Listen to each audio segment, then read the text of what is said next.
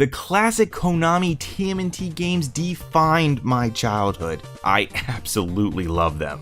So much so that I'd actually have dreams where I'd find the long-lost TMNT arcade cabinet never before seen.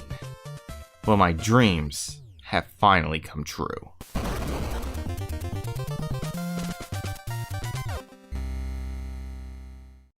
Since the bigwigs at Koonami, Activision, Nickelodeon, and Ubisoft don't seem all that interested in giving us the game we want, nay, the game we deserve, the fans took it upon themselves to do it for them. A trend that's been on the rise a lot lately with older IPs. And being a free downloadable title, I put the link down below so you can check it out for yourselves. And you might want to jump on it quick, because you know how companies can be, especially when the fans show them up. When we misuse their intellectual properties without their permission.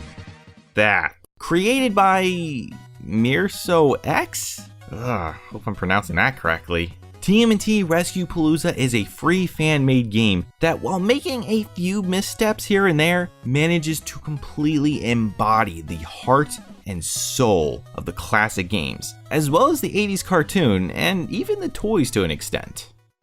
Shredder is back. Surprise, surprise, right? And he's captured April O'Neil. Oh, right, and he's also captured everyone else too. And I mean, like, everyone. Usagi no Jimbo, Casey Jones, the Battletoads, and even Vernon. And yeah, you kinda gotta save him too. The game actually has a very fun tongue-in-cheek about it that feels right at home with the classic series. I'd personally show more, but I don't want to spoil too many of these gags, as they definitely got a chuckle out of me. Not to mention there are so many fun references to past Turtles media, like everywhere. Though, to its credit, the game does like to play with the fans' expectations at times.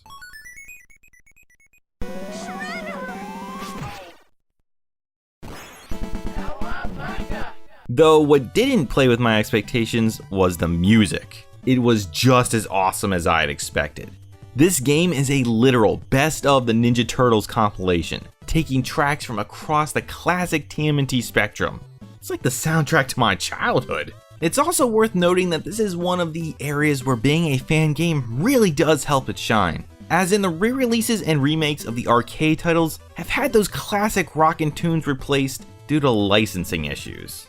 It's like putting pineapple on pizza. It's completely unforgivable. Truly one of the dumbest elements we see in games and shows today. So it's actually kind of refreshing to have all these tunes here. And so is the way the game feels, with it being pretty spot on to that classic TMNT formula with a few twists thrown in here and there.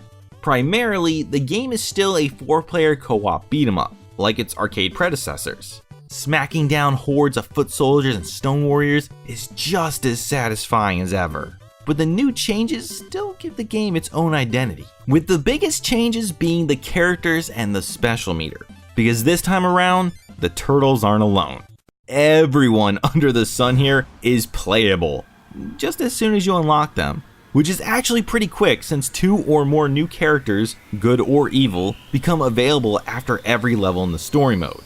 Explained away by Donnie's science mumbo jumbo for the non-fighters and the baddies. Arcade mode is unlocked after beating the campaign, and it's basically just the campaign again, but this time everyone is unlocked from the start. And with 60 playable characters, there's definitely reason to play again, even if it's just to give everyone a test drive. Though, to be fair, I wouldn't exactly say all of them are all that great. But there is enough variety to keep things fresh, with some characters being faster, some being more powerful, one of them is completely worthless, and some are ranged, i.e. using guns. And while I'm not a personal fan of the shooting characters, having a partner that plays as one is pretty helpful. And the different characters do open up different strategies, as some are more effective in certain situations and against certain bosses. Plus, the bosses in this game aren't nearly as cheap as they are in the arcade titles, primarily because they're a bit simpler, and you can actually cheese them if you play your cards right. And of course, the jump kick strategy is always a bona fide classic. Though, I'd argue that the boss AI is probably one of the game's biggest weaknesses, as the bosses are very one note, and it's probably too easy to abuse the repetitive patterns, with most of the challenge just stemming from the character you're using being pretty ill-equipped to handle them, like with poor specials. Now, the Turtles have always had access to special moves in their prior adventures. This is nothing new. In Turtles 3: The Manhattan Project, which these ones are pulled from, your special eats away at your life until you're on the brink of death, which at that point you can spam it as much as you want. And in Turtles 4, Turtles in Time, once you're too low, you just can't use your special at all. But what changes it up here is the special meter. Basically, once it refills, you can use your special at no cost to your own health, which requires a bit more of a tactical approach without it being too spammable, aka broken. Plus, each character's special returns at a different pace, thus creating more differences between them all. It's actually pretty amazing how such a simple mechanical change can create such a difference. Another nice update are the graphics. The graphics in Rescue-Palooza are a smorgasbord of all the classic 2D Turtle games, featuring stages from the NES titles, SNES titles, including the fighting game, the Game Boy games, and a few levels that aren't even from Turtles games, with one actually being from the cartoon. But what really makes them shine is the extra details. Most of these levels and sprites have gotten a facelift from their previous games to help them all blend together, with a lot of the updates being from the NES and Game Boy games. Though, interestingly enough, some of the sprites actually got pulled back down to help them mix a little better. Overall, it looks really good, like a high-res NES game. I actually wish Nintendo and others would do remakes of classic titles in this style. Of course, despite how much I enjoy this game, not everything I have to say is positive. Now personally, I'm not here to bash on a free fan indie game. This is a passion project, and the love for the source material shines through. But there can't be improvement without critique. So let's do this. First off, the game actually opens up with a tutorial having you practice all the moves, like the attack, the special, jump attack, but the Turtles also have a throw move and a half special.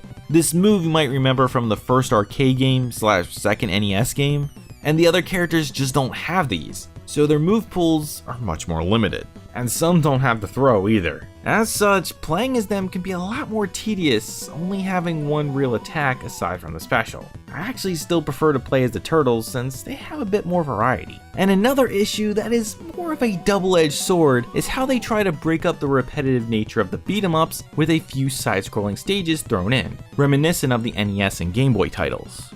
By the by, love that Radical Rescue reference. But these sprites, these mechanics that go with them, just don't work well on these stages, primarily due to their size. It makes jumping and gauging distance very awkward, resulting in a lot of unfair damage. It also doesn't help when some characters can just barely jump, which kind of brings up another issue, the characters. Now I'm just gonna say this up front. Despite the shortcomings I'm about to mention, I think the inclusion of all these characters was a fantastic idea and gives the game a lot of replayability and really helps it stand out. But there are flaws. First off, not being able to change characters mid-level, like when you lose a life, is kind of a pain. This might not seem like a big deal at first, but if you pick a character you really don't like, you're kinda stuck with them, unless you want to restart the stage. Assuming of course that's cool with your teammates. Now, I bring this up for two reasons. First, Vernon. Obviously this character is meant to be a joke character, lowest possible stats, only character without a special, but I bet many, like me, will be compelled to at least give him a try. But obviously, you don't want to be stuck with him for that long, since, you know, he sucks. Dude couldn't stomp a Goomba. And some of the other characters, well, it's easy to find characters you won't enjoy playing as just as much as it is to find ones you will, regardless of how good they actually are. I, for one, just don't really like playing heavy characters. And secondly, and way more importantly, some characters will really struggle in certain stages, more so than you would think. April is not a good matchup against the Giant Mauser. These kind of situations can really result in some frustrating deaths, which is a much bigger issue in the multiplayer since you can't share lives. Just take a look at this scene. Here, I have nearly max lives because I'm a TMNT veteran, but my pal isn't, and he's not faring nearly as well. You can only pick up extra lives at the bonus stages, which only pop up on occasion. So when he got a game over, he was basically stuck waiting there until I either won the day or we decided to save spam. And while again, not a major issue, it is worth noting. Though the added consequence does add more challenge, which can also be a good thing, which really does sum up the game nicely. Even the small flaws still have an upside. The final boss actually uses the NES and SNES sprites in such a clever way that I simply have to take my hat off to them. And really, none of the minor flaws holds the game back. The combat, sprites, music, and even humor all hit the mark and really managed to capture the feel of the classic titles. Teenage Mutant Ninja Turtles Rescue-Palooza is an amazing homage to everything that was TMNT in the late 80s and early 90s, made by someone who was truly a fan.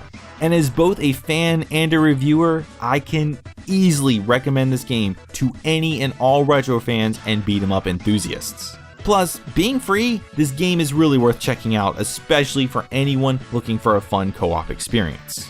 And I think it goes without saying, if you are or have ever been a TMNT fan, you absolutely 100% need to check this game out.